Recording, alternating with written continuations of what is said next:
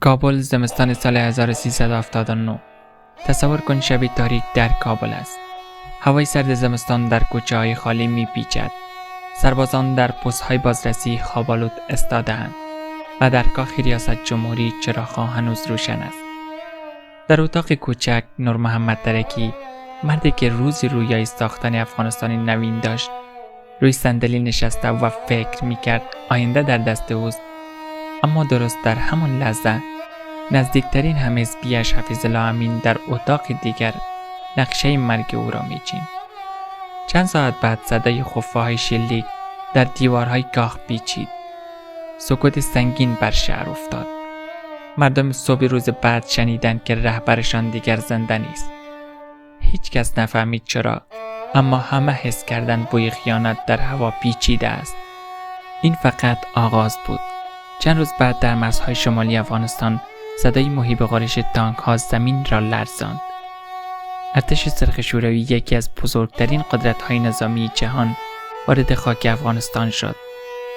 سربازانی با یونیفرم خاکستری، اسلحه‌های درخشان و چهره‌های سرد و بی‌احساس. آنها فکر می‌کردند ظرف چند هفته کشور را آرام می‌کند، اما نمی‌دانستند که پا بر سرزمینی گذاشتند که هرگز به اشغالگران رحم نکرده است. در همان زمان هزاران کیلومتر آن طرفتر در واشنگتن پشت درهای بسته سازمان سیا نقشه محرمانه روی میز پخش شده بود. یک مأمور آمریکایی با دست روی نقشه افغانستان زد و گفت اگر شوروی در این کوهها گیر کند امپراتوریش فرو خواهد ریخت. همه سر تکان داد.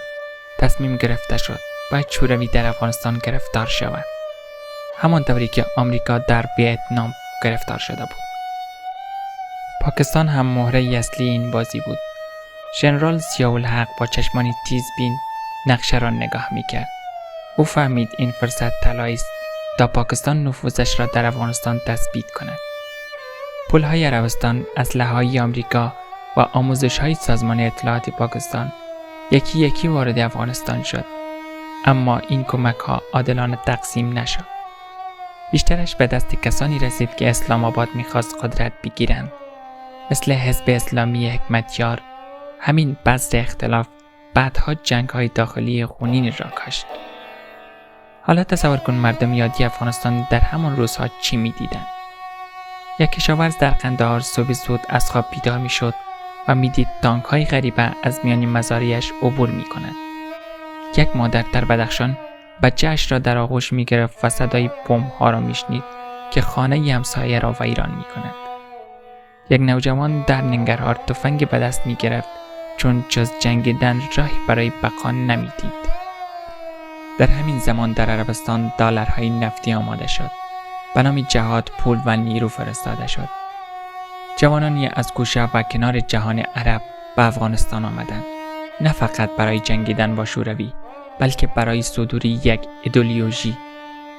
ولی بگذار کمی صحنه را از بالا ببینیم. افغانستان دیگر یک کشور ساده نبود، یک صفحه بزرگ شطرنج شده بود. روی آن آمریکا، شوروی، پاکستان و عربستان هر کدام مهره‌هایشان را حرکت می‌دادند. اما مهره‌های اصلی چه کسانی بودند؟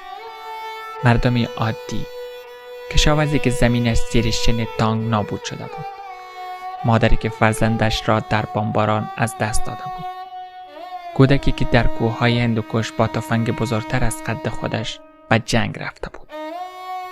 جنگ چهره مردم را تغییر داد.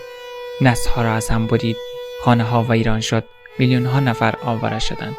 اما برای سیاستمداران دور میز افغانستان فقط یک نقطه روی نقشه بود. اما در سطح جهانی همه چیز مثل یک بازی شطرنج بود. شوروی مهره‌های خودش را جلو می‌برد. آمریکا با پول و اسلحه مجاهدین را تقویت می‌کرد. پاکستان نقشه‌های خودش را داشت و عربستان هم با دلارهای نفتی ایدئولوژی خودش را صادر می‌کرد. افغانستان دیگر یک کشور ساده نبود، یک زمین مسابقه بود. اما چیزی که کمتر کسی می‌دانست این بود که این جنگ قرار است شوروی را از پا در بیاورد. ارتش سرخ که فکر می‌کرد با قدرتش همه چیز را تمام می‌کند، در کوههای سرد پنجشیر، در بیابان‌های داغ قندهار و در کوچه‌های پرپیچ خم کابل گیر افتاد. مجاهدین با کمین‌های کوچک اما مرگبار ضربه‌های سنگینی زدند. موشک‌های استینگر آمریکایی آسمان را برای هلیکوپترهای شوروی جهنم کردند. در پایان بعد از 10 سال خونریزی، میلیون‌ها کشته و آواره و میلیاردها دلار هزینه، شوروی همان طوری که آمریکا پیش بینی کرده بود زانو زد. خروج آنها نه تنها شکست یک ارتش بود، بلکه آغاز فروپاشی یک امپراتوری بود. اما برای افغانستان چی ماند؟ شهری و ایران، میلیون‌ها مهاجر و نسلی که کودکیشان فقط میان جنگ و خون گذشت.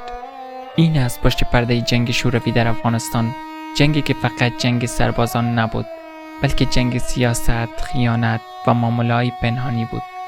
جنگی که تاریخ جهان را تغییر داد و هنوز زخم‌هایش بر پیکر افغانستان باقی است. داستانی از خیانت، شجاعت، سیاست‌های پنهان و معامله‌های پشت پرده.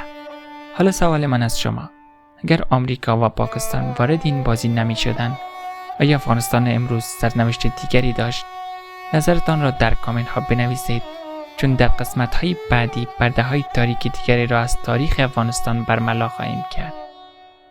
لطفاً کانال ما را سابسکرایب کنید.